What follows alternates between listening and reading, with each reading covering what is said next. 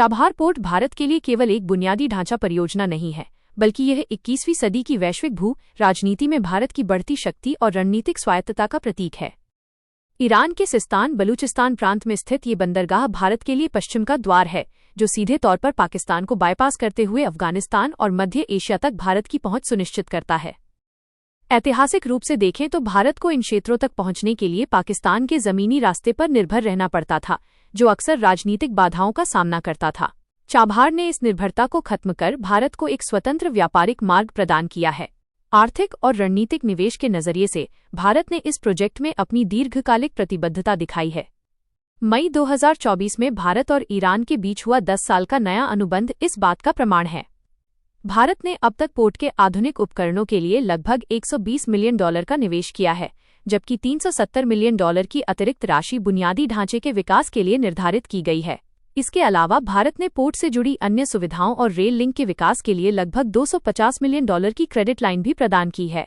ये निवेश भारत को न केवल इस बंदरगाह के संचालन का अधिकार देता है, बल्कि क्षेत्र की आर्थिक गतिविधियों में एक प्रमुख साझीदार भी बनाता है। वैश्विक भू राजनीति ग्लोबल जियोपॉलिटिक्स के पटल पर चाबहार पोर्ट चीन के belt and road initiative (BRI) और विशेष रूप से पाकिस्तान के ग्वादर पोर्ट का एक प्रभावी जवाब है।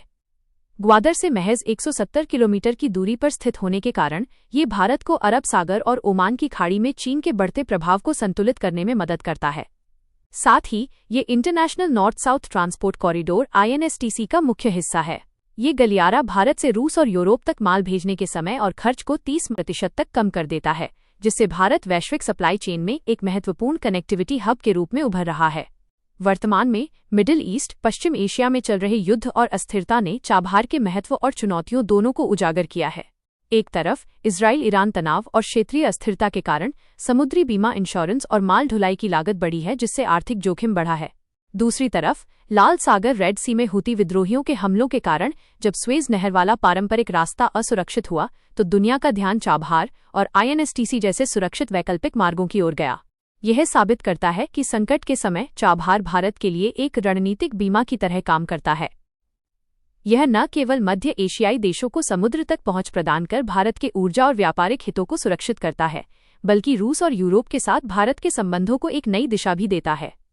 हालांकि अंतर्राष्ट्रीय प्रतिबंधों और क्षेत्रीय युद्ध की चुनौतियां बरकरार हैं, लेकिन भारत अपनी संतुलित और मजबूत कूटनीति के जरिए इस प्रोजेक्ट को अपनी भविष्य की प्रगति का आधार बना रहा है।